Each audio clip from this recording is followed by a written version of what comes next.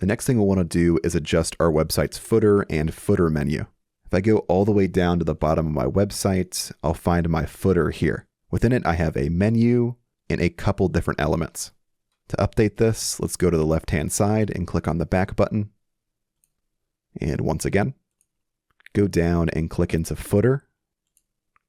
And to customize this, it's very similar to your header. You have the same controls here at the bottom where you can delete and reorder your elements.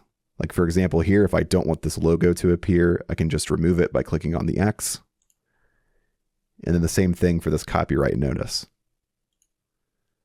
Then as for our footer menu, we can adjust this by clicking into the menu here. Clicking on Configure Menu from here.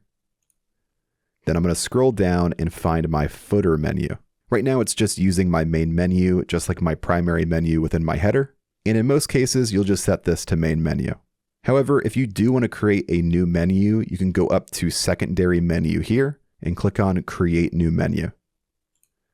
And if you'd like to, you can create a brand new menu here. But in my case, I think I'm just going to use the main menu for my footer as well.